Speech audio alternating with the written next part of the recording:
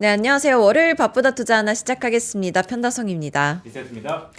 네, 오늘은 미장 국장 시간이죠. 네. 오늘 두 분이 나오시는데 오늘 두 분을 선택하신 네. 이유가 있다고요? 네, 오늘의 캐스팅은 편다성 아나운서를 위해서 제가 캐스팅했습니다. 저를 위해서 하신 건가요? 네.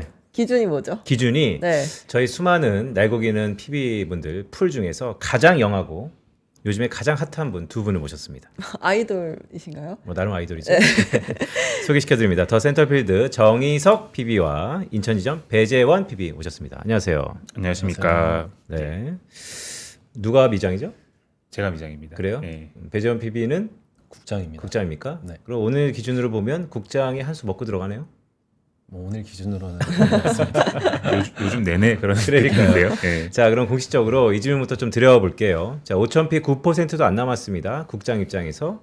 자, 그렇다면 오늘도 역시 가는 주가 간다라고 하는 가운데 특히 오늘의 컨셉은 원전이 조금 시세가 난다라는 생각인데 어쨌든 이번 주에 JP모건 컨퍼런스도 있고요. 전반적으로 이번 주는 가던 게 간다. 아니면 새로 소외되었던 업종 순환매가 있을 것이다. 한 주를 시작하는 월요일이니까 어떻게 보고 계세요?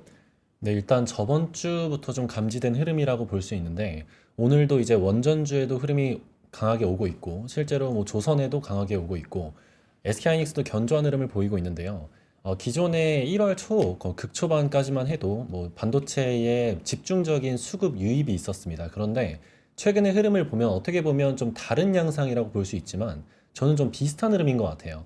AI라는 뭐 굵직굵직한 산업이 어떻게 보면 국내의 뭐 반도체 기업들의 낙수 효과를 긍정적으로 이끌어줬고 사실 지금 뭐 원전이라던가 그리고 조선, 방산 이런 쪽에서의 수급 유입 같은 경우도 이게 미국과 중국 간의 AI 대립에 의해서 좀 더 연장선이라고 볼 수 있거든요. 그래서 실제로 원전 같은 경우도 금일 이제 메타와 이제 오클로 그다음에 또 뭐 비스트라와 같이 AI 에너지 인프라 관련된 뭐 공급 계약이 나왔습니다.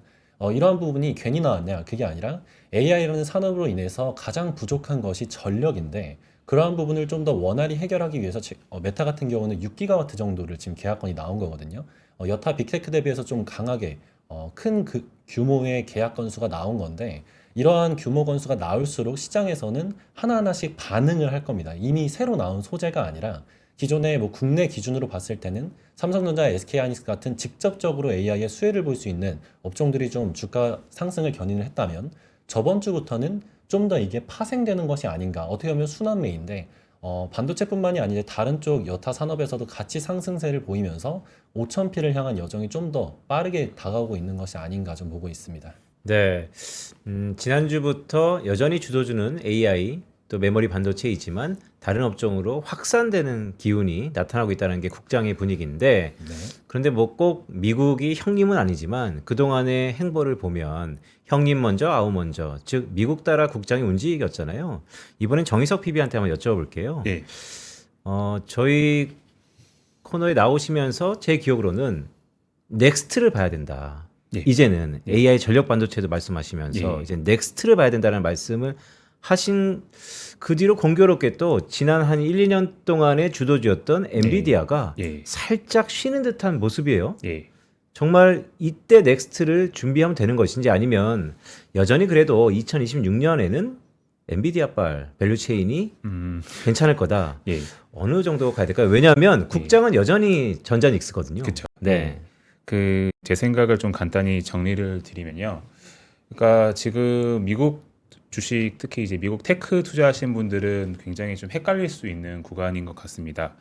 뭐 가령 지난 금요일 기준으로 보더라도 시장에 이제 그동안의 주도주였던 엔비디아는 못 올랐어요. 근데 엔비디아 이외에 뭐 미국 역시도 뭐 원전이라든지 뭐 반도체 기업들 특히 메모리 중심으로 굉장히 세게 반등이 나왔는데 이게 여러 가지 좀 복합적인 요인들이 좀 섞여 있는 것 같아요. 그래서 제가 그림 하나를 준비했는데 그림을 하나 보면서 같이 한번 얘기를 해보면 좋을 것 같은데요. 이거는 미국에서 뭐 간단하게 얘기해서 H100이라고 하는 AI 반도체를 이제 이렇게 구동하고 싶은 그런 서비스 사업자들이 H100을 빌렸을 때 얼마만큼의 이제 렌탈 비용을 내는지를 인덱스화한 겁니다.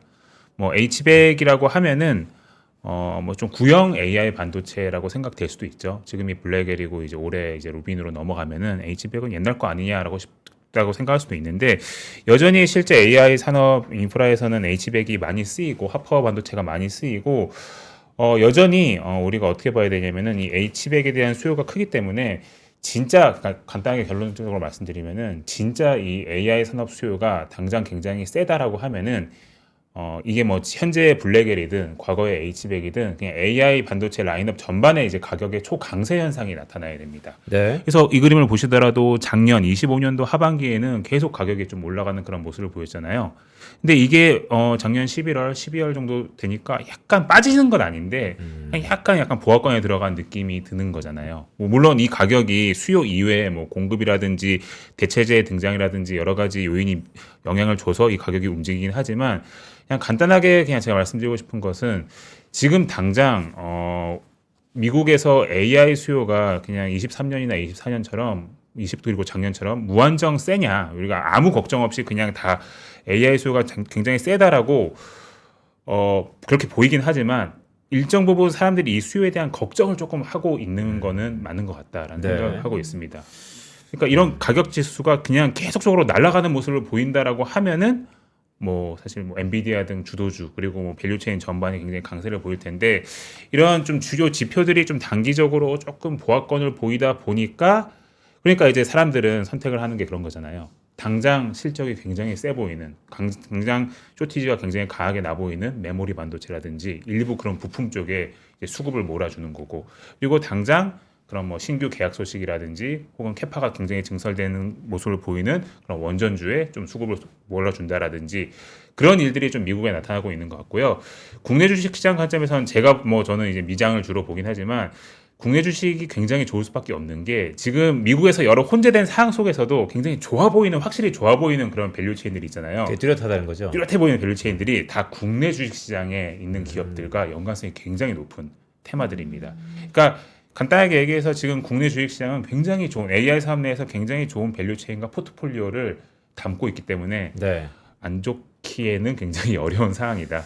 라고 저는 생각하고 있어요. 그러니까요. 국내 주식 시장이 분위기가 이렇게 좋은데 그럼 국장을 담당하는 배재원 PB는 2026년에 관통하는 큰 키워드가 AI라고 생각하나요? 아니면 다른 아이디어가 있나요?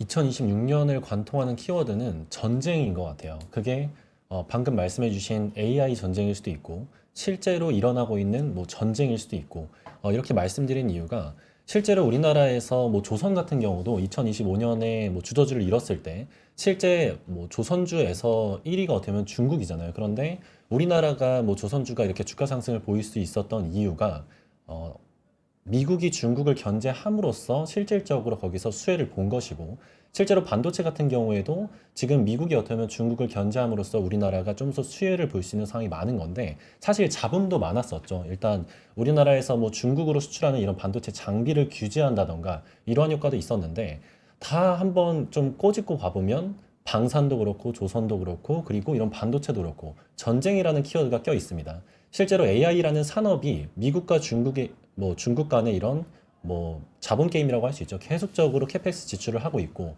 이렇게 급속도로 증가되는 이유가 사실 따지고 보면 이렇게 경쟁하는 상대가 없었다면 과연 이렇게 빨랐을까라는 점입니다.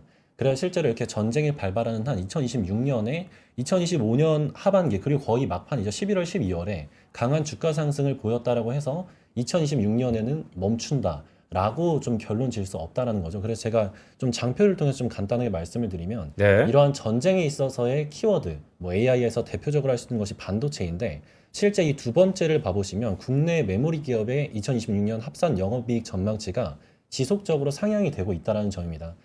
저번 방송에서 말씀을 드렸는데 이 합산 영업이익이 지금 보수적으로는 뭐 180조에서 뭐 최대 240조까지 보고 있지만 이게 2주가 지나고 한 달이 지날수록 계속 추정치는 상향되고 있습니다. 특히나 우리나라 뭐 증권사가 아니라 외사 리포트에서 사실 강한 이렇게 뭐 컨빅션 바이도 그렇고 가격 상승에 있어서도 굉장히 좀 공격적으로 제시를 하고 있는데요. 일단 우리나라 증권사 같은 경우는 이거에 비해서는 외사에 비해서는 좀 보수적으로 계속 콜을 내고 있지 않나라는 생각이 좀 들고 있습니다. 실제 세 번째 문구를 보면 최근 D램의 경우에는 주요 고객들의 장기 공급 계약 체결 요청이 급증을 하고 있고 목적 이유가 이제 사전 증설을 좀 유도하기 위해서 선급금 지불 옵션까지도 포함하고 있다고 합니다. 원래는 이렇게 메모리 공급 계약을 할 때는 뭐 최소 뭐 분기 전이라던가 혹은 뭐 달의 초에 이렇게 좀 계약을 하는 경향이 있는데 워낙 공급이 좀 타이트하다 보니까 빅테크라든지 이렇게 여타 메모리 반도체가 필요한 업체들에서는 적극적으로 이렇게 수요를 좀 공급 물량을 가져가기 위해서 이렇게 하나씩 하나씩 이렇게 옵션을 달고 있다라는 점이 실제 우리나라의 뭐 지금 범용 디램뿐만이 아니라 대표적으로 AI를 이끌고 있는 이런 HBM 쪽에서의 수요가 굉장히 강력하다라는 점에서 2026년도의 키워드는 전쟁이고 그 중에서도 가장 전쟁에서 수혜를 볼 수 있는 것이 AI 전쟁이지 않을까 좀 생각을 하고 있습니다. 그러니까 미중 패권 경쟁 속에서 기술 경쟁, AI 패권이 결국 한국의 이 메모리 반도체 업체한테 집중돼 있다 이런 말씀인데, 네. 자 정희석 PB가 말씀하셨던 부분하고 우리 배재원 PB가 말씀하셨던 부분이 현 상황에서는 잘 작동하는 것 같아요. 근데 정희석 PB가 아까 이런 말씀 주셨잖아요. 마냥 좋은 건 아니다. 지금 미국이 주도주를 정하고 있는 이 상황에서 모든 사람들이 불안하니까 네. 확실한 숫자가 나오는 것에 몰아주는데 그게 공교롭게 우리 시장이고 또 우리 시장의 대표 선수들을 우리 배지원 PB가 말씀 주셨는데, 근데 여기서 그럼 의문이 되는 게 네. 약간 짓궂은 질문일 수 있겠으나 지금 미국의 지금 주도주를 정하고 있다라고 보여지는데 예. 정해지면 한국의 이런 낙수효과 수혜는 없어지는 건지 아니면 예. 혹시 정해졌는데 또 엔비디아야 그러면 정말로 한국의 이 밸류체인이 퀀텀 점프를 할 수 있는 건지 어떻게 보고 계세요? 뭐 기본적으로 저는 뭐 사실 미국의 AI 기업들 중에서 뭐 주도주가 다시 뭐 엔비디아가 되든 혹은 뭐 미국에서도 이제 메모리 반도체 업체 중심으로 가든 뭐 등등 여러 주도주가 어느 종목 어느 테마로 좀 이렇게 사실 주도주라는 게 전체적으로 다 가는데 조금 더 세게 간다 그런 의미인 거잖아요. 네. 근데 그래서 어느 테마가 될진 저도 한번 지켜보긴 해야 될 텐데 뭐 제 나름속의 전략은 있지만 그래도 누가 주도주가 되든 결국은 약간 그 뭐라 해야 되죠? 미국이 주도주가 누가 되고 그 수혜를 한국이 받는다라는 그런 느낌보다는요. 네. 이번 AI 사이클은 어쨌든 그 주요한 밸류체인 내 주요한 지위를 한국의 이제 메모리 반도체들이 가지고 있기 때문에 사실 미국에서 어떤 테마가 뭐 상대적으로 더 세게 나가는 것과 상관없이 그냥 저는 국내 메모리 반도체 기업들은 전 적어도 상반기까지는 계속적으로 좋은 흐름이 이어지지 않을까라고 저는 보고 있습니다. 아, 주가는 모든 것에 선행하는데 예. 그런 걸 다 감안해서 상반기까지입니까? 아니면 상반기까지는 별 고민 없어 보이니 예. 그렇다면 사실 2, 3월이잖아요. 예. 어느 쪽에 무게를 두고 계신 거예요? 뭐 사실 저는 후자 정도라고 보시면 될 것 같고요. 하반기 뭐 내년까지도 이어질 가능성이 있는데 그거는 사실 사업의 다이나믹이 또 어떻게 흘러가는지를 추가적으로 확인을 하고 판단을 하면 되는 것 같고요. 지금 현재 말씀해 주신 거와 같이 그렇게 새로운 이제 계약 형태가 나오고 있고 가격도 계속 올라가고 있고 애널리스트의 추정치도 아직은 좀 보수적인 그런 흐름이 좀 있는 남아있는 상황 속에서는 적어도 실적 추정 상향을 계속 상반기 동안 이어가면서 주가도 그를 이제 따라가지 않을까라는 생각을 저는 조심스럽게 하고 있습니다. 그러니까요. 두 분의 말씀을 쭉 들어보면 지금 이 순간 우리는 이제 행복한 고민을 하고 있는 것인데 네. 국장이 이렇게 빨리 좋아질까? 물론 저도 상반기 기세가 이어질 거다라고 본 사람 중에 하나지만 또 한 9%도 안 남았으니까 이러다가 이달 안에 5 보면서 야, 5 보면서 구정을 맞이하면 고민이 많아지겠는데 라는 생각 좀 들거든요. 저희 하나증권에서 이번에 타겟 프라이싱을 높였어요. 5,600포인트로. 뭐 시장에서는 여전히 뭐 상단을 보는 사람도 있는 것 같습니다. 전쟁 얘기를 주셨기 때문에 전쟁이 꼭 기술 전쟁 말고 공교롭게 지금 이 순간 지정학적 재래식 전쟁도 모락모락 나타나고 있잖아요. 일상 중동의 리스크는 그때가 기회였다라는 것이 우리에게 학습 효과인데 이번엔 어떨까요? 왜냐면 방사는 오늘 뭐 뜨겁긴 합니다. 네. 저번에 거의 2025년 하반기죠. 러시아와 우크라이나의 뭐 종전 소식이 좀 전해졌을 때 사실 시장에서는 방산주는 이제 뭐 끝이다. 왜냐하면 전쟁이 끝났으니까라는 되게 단순한 논리가 좀 전해졌었어요. 그런데 제가 편다성 아나운서께 그때 질문을 드렸었는데 러시아와 우크라이나의 전쟁이 끝나면 앞으로 전쟁이 없을까요? 냉전이 끝일까요? 라는 질문을 드렸었습니다. 그런데 그때도 아니요라고 이렇게 답이 나왔긴 했었는데 실제로 러시아와 우크라이나의 전쟁이 끝났지만 그 안에서의 합의서를 보면 사실 우크라이나에게 굉장히 불리한 조항들이 많았거든요.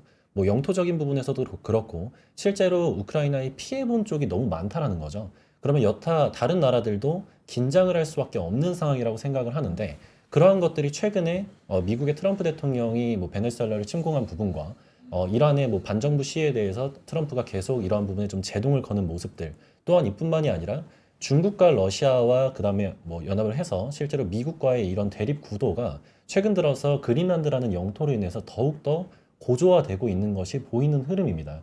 이렇게 모멘텀이 하나 생기자마자 실제 우리나라에 있는 뭐 국내 방산주들이 여타 뭐 기관이라든지 외국인 할 뿐만이 아니라 전부 다 매수세가 집중이 됐었는데 이러한 양상 자체가 이미 어느 정도 좀 예견된 흐름이지 않을까라고 생각을 하고 있는데 실제로 뭐 숫자로만 봐도 장표를 통해서 말씀을 드리면 방산주들의 실적 추이만 한번 좀 체크를 해보겠습니다. 이제 국내 방산 4사의 지난해 합산 영업이익이 사상 처음 5조 원을 돌파할 전망이라고 하는데요. 네. 이러한 흐름 자체가 러시아와 우크라이나의 전쟁은 끝났지만 여전히 우리나라의 국산 무기들이 잘 팔리고 있다.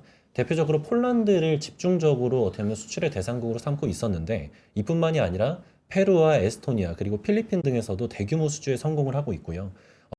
최근에는 트럼프 대통령이 2027년에 이런 국방 예산을 2026년 대비해서 50% 이상 증가한다라는 이런 코멘트를 하면서 실제로 미국뿐만이 아니라 전 세계적으로 뭐 유럽, 그다음에 남미, 그다음에 아시아뿐만 아니라 전체적으로 이렇게 국방비를 GDP 대비해서 어느 정도 일정 수준 이상 퍼센테이지를 높이고 있는 모습을 보면 전쟁은 끝났지만 지속적으로 이렇게 준비를 새로운 뭐 미래의 전쟁이라고 할 수 있죠. 이러한 부분을 준비하는 모습들은 지속적으로 적극적으로 나올 것이다라고 좀 말씀을 드릴 수 있겠습니다.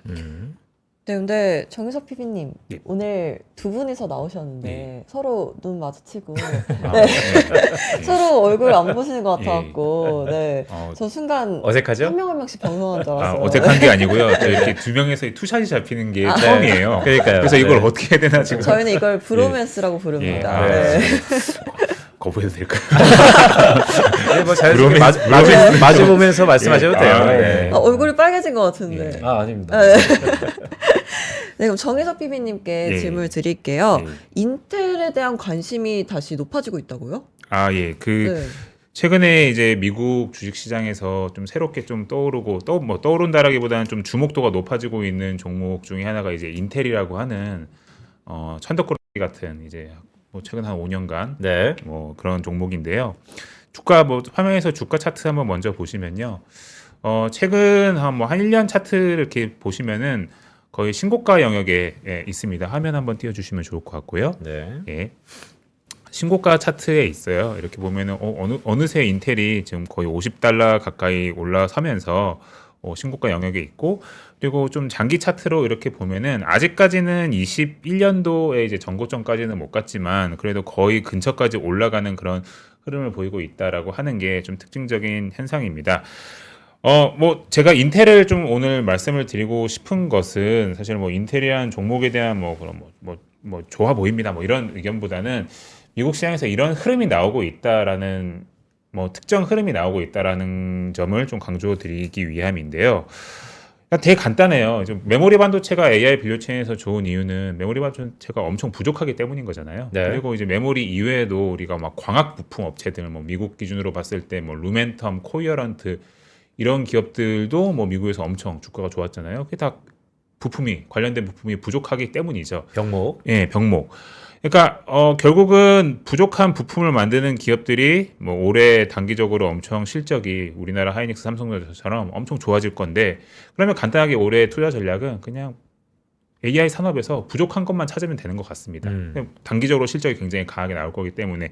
근데 최근에 이제 미국에서 이것도 부족하지 않을까라고 생각되는 부품이 CPU입니다. 예, 우리가 CPU가 부족해요? 예, 그러니까 CPU 데이터 센터용으로 이제 CPU가 이제 부족해 보인다라고 이제 얘기가 나오고 있고요. 23년도, 24년도에 우리가 GPU가 부족해서 난리를 쳐가지고 TSMC가 캐파를 엄청 늘려줬고, 그리고 24, 25년도 메모리, 그리고 뭐 광학 부품이 또 최근에 뭐 엄청 부족하다라고 얘기하고 있고, 26년도가 들어서니까 갑자기 CPU가 부족하다라는 얘기를 또 하고 있는 거예요.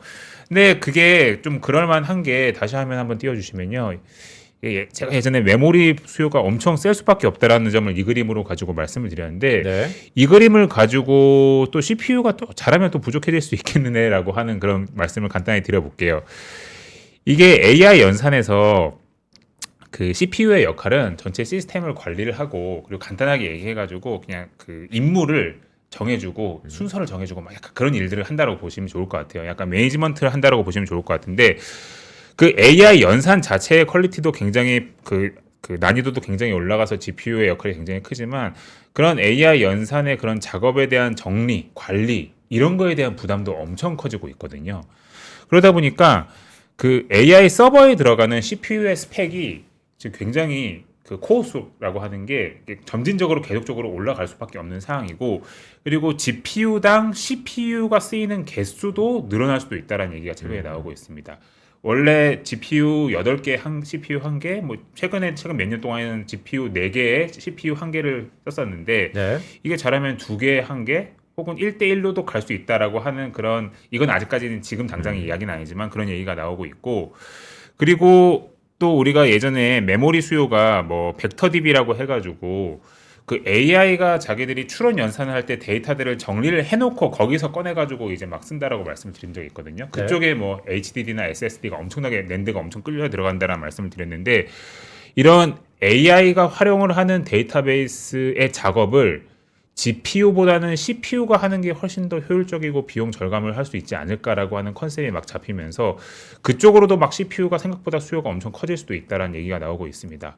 그러니까 이게 이게 다 빅테크 기업들마다 약간씩 스펙들이 다 달라가지고 자기 인프라에서 CPU와 GPU의 역할들이 조금씩 달라요. 네. 여전히 GPU가 메인이고 CPU가 서브인데 지금 살짝씩 뭔가 흐름이 GPU가 하던 일들을 조금씩 덜어서 해주는 일 역할이 좀 생기고 있는 것 같고 혹은 AI 인프라 트래픽을 막 돌려봤더니 생각지도 못한 트래픽의 처리 작업이 필요한데 이거를 그냥 이제 CPU가 네가 가서 해도 좋지 않을까라고 하는 그런 현상들이 나타나면서 CPU에 요구하는 성능이 뭐 물론 GPU만큼 아니겠지만 그래도 꽤 올라가야 된다라는 흐름이 나오고 있고 그리고 뭐 여러 가지 태스크를 또 추가적으로 해야 되니 그냥 전체적인 CPU의 수요 역시도 그냥 전체적으로 AI 데이터 센터형으로 늘어날 수밖에 없다라고 하는 그런 흐름이 조금씩 나오고 있는 것 같아요. 이게 아직까지 뭐 메모리나 뭐 네. 과학이나 이런 부품들 단에서 나오듯이 뭐 숫자가 찍히거나 확실히 뭐 주요 기업들이 이야기를 막 하고 있는 그런 상황은 아니긴 한데 수요 단에서는 좀 흐름이 좀 심상치 않게 보이고 있고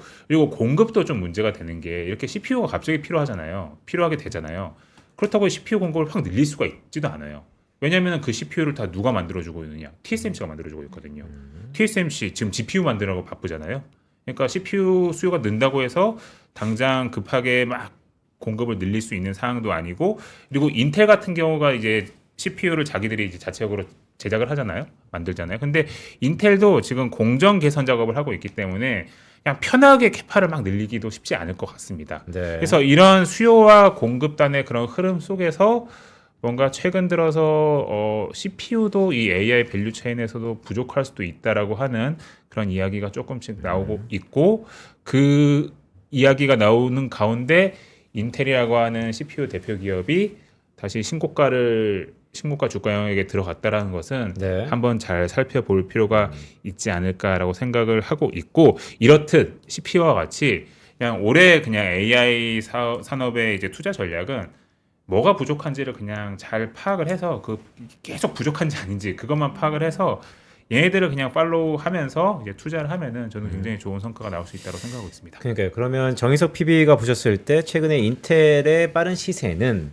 이런 CPU의 쇼티지를 반영하고 있다? 이렇게 네, 보시는 건가요? 일단 반영을 하고 있고 두 번째가 뭐 CES에서 공개한 18A 단의 이제 신제품이 뭐 괜찮다라는 얘기가 나오고 있고 그리고 미국 정부가 밀어주고 있잖아요. 인텔. 뭐 네. 밀어주고 트럼프도 계속 똑같이 밀어주는 얘기를 하고 있고 그런 그러니까요. 전반적인 게 나오고 있는데 어쨌든 진짜 추세가 나오는 주가 상승이 나오려고 하면은 산업단에서 큰 그런 추세를 낼 만한 그런 산업 흐름 변화가 있어야 되는 거거든요. 근데 CPU의 부족 현상이라고 하는 것은 만약에 실제 이루어진다라고 하면은 추세를 낼 만한 큰 산업 흐름의 변화다라고 보고 있습니다. 그러니까 말씀 쭉 들어보니까 정말 돌고 돌아서 이제 CPU까지 네. 부족한 현상이 될 것 같은데 그러면 일반인들은 네. 어떻게 해야지 부족한 거지에 대해서 의구심이 있을 수 있는데 예. 가격이 오르면 쇼티지다 이렇게 보면 되는 겁니까? 맞습니다. 네, 간단하게 말해서요. 가격이 오르면은 쇼티지다라고 이해하시면 좋을 것 같고 뭐 뭐 예를 들어서 뭐 그런 거예요. 우리가 메모리 가격이 올라가지고 노트북 가격도 올라가고 스마트폰 가격도 올라간다라고 말씀드렸잖아요. 네. 나중에 또 CPU 가격까지 올라가 버리면은 더 그러니까. 올라갈 수도 있습니다. 그래서 전체적으로 지금 AI 산업은 AI 시장이 다른 AI 이외에 이건 산업 막론하고입니다. 뭐 전력도 마찬가지고 반도체도 마찬가지고 산업 막론하고 AI라고 하는 그 시장이 다른 시장 영역의 공급을 다 압박하는 그런 구조가 되고 있거든요. 네. 이런 압박감이 지속 가장 강하게 나타나는 데를 우리가 집중적으로 투자를 하면 되고요. 그런 압박감은 의외로 우리 실생활에서도 많이 지금 느껴지고 있습니다. 그만큼 AI가 일으키고 있는 공급 압박이 과거의 사이클에서 좀 본 적이 없는 그런 수준인 것 같다고 저는 보고 있습니다. 그러니까요. 왜냐하면 최근에 제가 뭐 다시 작년에 증권사에 복귀했지만 지난 4년 동안의 스타트업에서 예, 이런 랩탑 필요하면 예, 정말로 거의 저항감 없이 저도 뭐 돈이 막 많은 건 아니지만 그냥 사 이렇게 하고 막 샀었거든요. 어느 날 보니까 기백만 원을 지금 하고 있더라고요. 맞습니다. 그래갖고 야 이거 옛날처럼 정말 소원 중에 하나가 괜찮은 랩탑 셀폰도 이제 340만 원? 막 이러던데 깜짝 놀랐는데 이런 거 이제 아무나 못 사잖아요. 이런 시대가 이제 오는 것 같다는 생각이 좀 드네요. 예. 그래서 이런 힘든 시대이기 때문에 투자로서 돈을 벌어서 좀 메꿔야 되는 그런 상황인 것 같습니다. 네, 말씀 중에 쇼티지는 가격이 오르는 걸 보면 어느 정도는 감안할 수 있다라는 말씀인데 다시 국장으로 돌아가 볼까요? 그러니까요. 네, 아까 방산 얘기 잠깐 해주셨는데 트럼프 대통령이 1000조국에서 이제 2000조국을 향해서 증액을 하겠다고 말을 했어요. 근데 이게 단기적인 이슈일까요? 아니면 중장기적으로 수주 환경이 바뀌는 신호로 해석을 해야 될까요? 사실 중장기적이라고 좀 말씀드릴 수 있고요. 전쟁 같은 경우에는 우크라이나와 러시아의 전쟁도 지금 뭐 발발부터 아직 완전히 종료된 게 아니기 때문에 거의 3년 이상의 시간이 흘렀습니다. 뿐만이 아니라 최근에 뭐 미국과 아까 말씀드렸던 베네수엘라라든지 뭐 그린란드를 중점으로 둔 중국과 러시아 그리고 미국 간의 이 대립이 당장 2026년에 해결이 될까라는 물음에 있어서는 그렇지 않다라는 부분입니다. 이렇게 전쟁이 깔끔하게 종료가 된다라는 거는 뭐 가장 좋은 시나리오긴 하지만 그렇게 될 수 없는 형국이고 실제로 이러한 식으로 대립이 고도화되고 할수록 전쟁이 많이 발발할수록 우리나라의 이런 무기 수출 자체도 계약 규모가 늘어날 수밖에 없다라는 부분이고요. 실제 2025년에 유럽에서 먼저 GDP 대비한 국방 예산 규모가 늘어나기 시작한 거의 원년이었었는데 2025년에 그렇게 딱 시작을 하겠다고 선포를 한 이상 단기간에 이를 줄일 유의는 없다라는 부분입니다. 그것도 뭐 트럼프 대통령의 임기가 남은 그런 기간도 좀 고려를 할 수 있고요. 실제로 과거에는 미국의 뭐 트럼프 대통령뿐만이 아니라 미국 자체가 전 세계 나라를 좀 수호한다라는 좀 이런 경찰의 역할을 했었는데 트럼프 대통령이 이제 집권을 하자마자 그러한 흐름들이 많이 좀 이탈되고 있죠. 어떻게 보면 신제국주의라는 말이 나올 정도로 이러한 시대상의 흐름이 바뀌고 있는 지금 시점이기 때문에 이러한 흐름은 정말 최소한 4년에서 5년 이상은 지속되지 않을까 생각을 하고 있고 그렇기 때문에 우리나라의 이런 방산 기업들뿐만이 아니라 유럽의 방산 기업들 조차도 현재 실적의 상향이 지속적으로 가이던스 상향이 이루어지고 있고 주가도 그에 따라서 좀 반응을 보이고 있는 것이 아닌가 좀 생각을 하고 있습니다. 방산 같은 경우에는 뭐 거의 2주 전까지만 해도 뭐 어떻게 보면 우주항공이라는 새로운 테마가 붙긴 했었지만 네.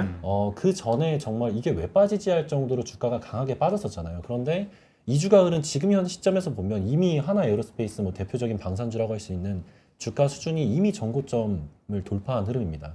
그러한 걸로 봤을 때는 이러한 흐름이 단기간에 끝날 것 같지는 않다라고 좀 일축드릴 수 있겠습니다.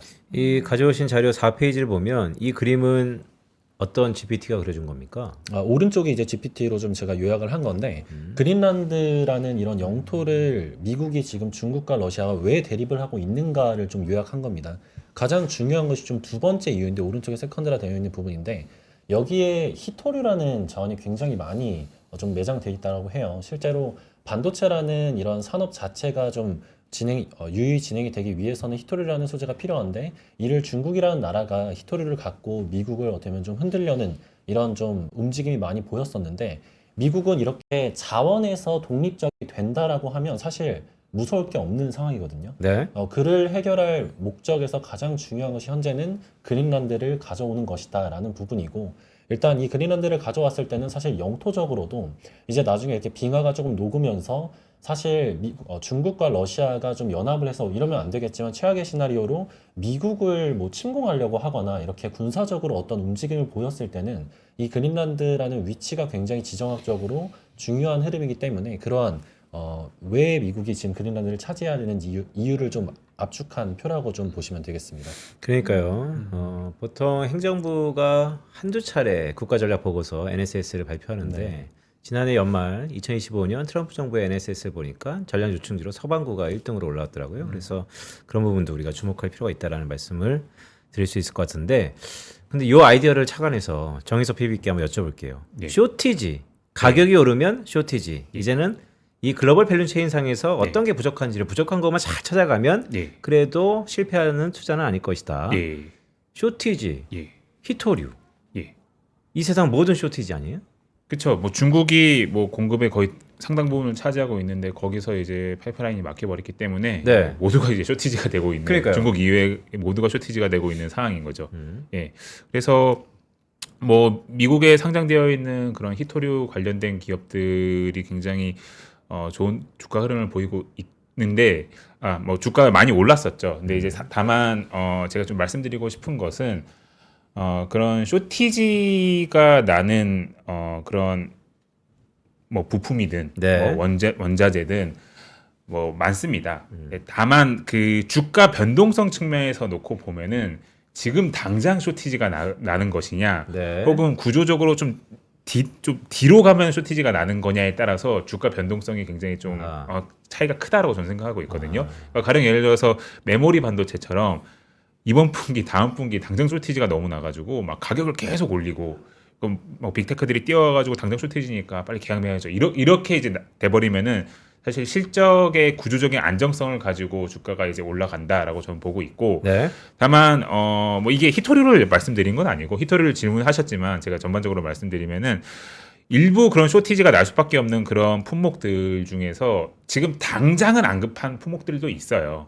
이게 결국 내년, 내후년 가면은 이제 부족해지겠지만 당장은 안 급한 품목들도 있는데, 그런 품목들은 사실 뉴스플로우나 이제 테마에 따라서 기대감 때문에 이제 급등을 하고 많이 오르긴 했지만, 다만 제가 뭐 투자자분들께 말씀드리고 싶은 것은 당장은 아니기 때문에 실적 숫자로서는 당장 그 쇼티지가 반영이 안 될 수도 있다. 그 얘기인즉슨 주가 변동성이 클 수도 있으니 그런 부분은 좀 반영해서 전략을 세우시면 좋을 것 같다라고 말씀드리고, 히토류 말씀하실까 그냥 솔직히 말씀드리면은 그래서 네. 저는 히토류 기업에 대해서는 제 개인적으로 그렇게 접근을 하고 있지는 않습니다. 그러니까 이런 거죠. 네. 그러니까 올해 정의석 PB가 주셨던 이 전략적 함의는 밸류체인 상에서 부족한 것을 잘 찾아가라. 그렇다고 우리가 물 공기는 언젠가는 희소할 거 아니에요. 예, 뭐 그건 너무 나가신 것 그렇죠. 같고, 너무나 요원하게 물공기는 그런 너무 나가신 것 식으로 같고, 예. 보는 것보단 근시안적으로 예. 가시성 있게 기업이니까 실적에 반영되는 쇼티지를 좀 찾아가자. 그렇죠. 그게 제가 가지고 있는 전략이고, 뭐 그런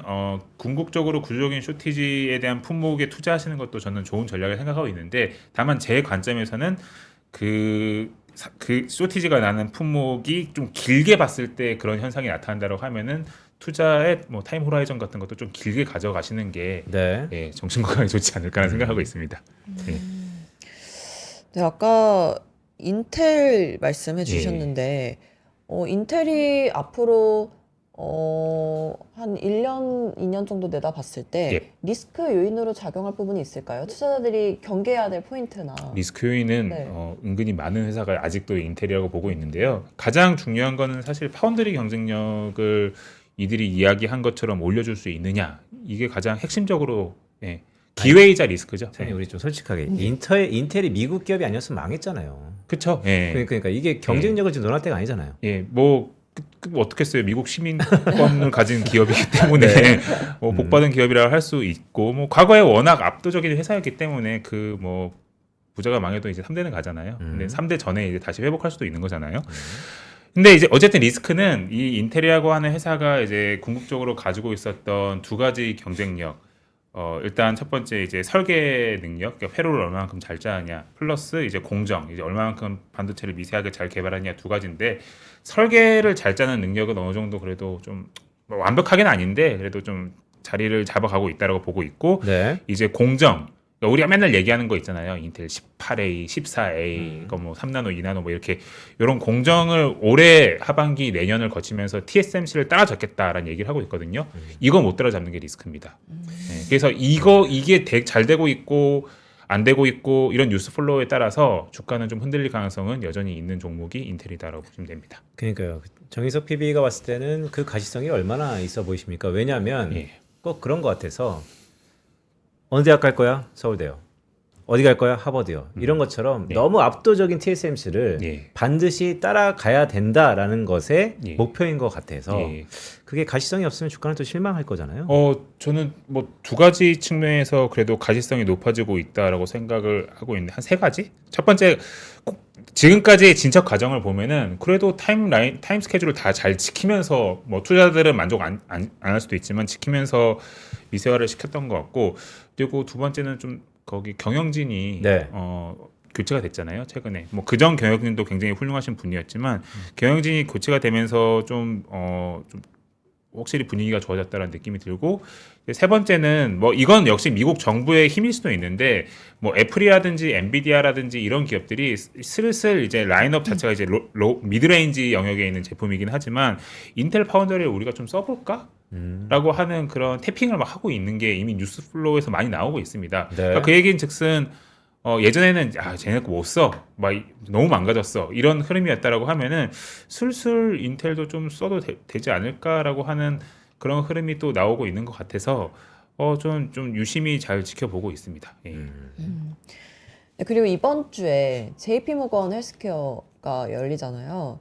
근데 이럴 때 바이오주가 좀 움직여줘야 될 것 같은데 미장 국장 저번 주 흐름을 보면 어떤 날은 좋았다가 어떤 날은 하락했다가 계속 좀 등락을 반복하고 있어요. 이번 주에는 컨퍼런스 바를 받아서 좀 잘 갈 수 있을까요? 일단 오늘 이제 본격적으로 시작을 하는데 사실 작년도 그렇고 재작년도 그렇고 돌이켜 보면 JP모건 헬스케어가 이제 시작되기 전에 어느 정도 기대감이 좀 반영이 됐고요. 실제로 당일에 딱 시작을 했었을 때는 뭐 주가가 빠진 적도 있었고 작년 같은 경우에는 좀 강하게 시작부터 좀 반응을 보였었는데 저는 여전히 사실 주목을 해야 될 부분이라고 좀 생각을 해요. 일단 올해 2025년 들어서도 지금 바이오 기술 수출이 뭐 20조 원을 돌파했다는 얘기도 있고, 뿐만 아니라 지금 미국에서도 지금 화두가 비만 치료제이고 사실 메시 치료제도 그렇고 지속적으로 파이프라인들이 하나씩 나오고 있는데 거기서 빠질 수 없는 게 우리나라의 지금 바이오텍 기업들이거든요. 실제로 알테오젠을 시작으로 해서 뭐 다양하게 뭐 리가켄 바이오라든지 ABL 바이오 같은 기업들의 이런 라이센스 아웃 규모 자체가 정말 건수도 늘어났고 계약 규모도 지속적으로 좀 높은 금액들이 나오고 있는데 노이즈는 있을 수 있습니다. 하지만 이렇게 시장 자체의 규모가 커지고 있는 시점에서는 지속적으로 좀 봐야 될 소재다라는 부분이고, 일단 오늘부터 시작을 해서 이제 15일까지 계속적으로 뭐 발표가 이루어지고 하는데 이 행사 자체가 단순하게 뭐 쇼케이스라고 좀 생각을 할 수 있겠지만 실제로 이렇게 JP모건 헬스케어가 일어난 이후에 애로 건수도 지속적으로 나오는 흐름들을 봤을 때는 이번 주뿐만이 아니라 이번 달 바이오라는 산업 자체는 주목을 해야 된다라는 부분입니다. 지금 코스피가 5천을 향하고 있기 때문에 코스피에 좀 더 주목되어 있는 투자자분들의 뭐 심리도 이해는 되지만 바이오도 어느 정도 코스피와 같이 좀 키맞추기가 이루어질 것이다. 사실 바이오 뭐 코스닥이라고 할 수 있는 대표 산업이라고 할 수 있죠. 그래서 코스닥이 1000을 볼 수 있는 그 시점 자체가 이런 바이오라든지 2차전지도 마찬가지지만 바이오가 좀 해줘야 된다라는 부분에서는 좀 주목을 해야 될 필요가 있을 것 같습니다.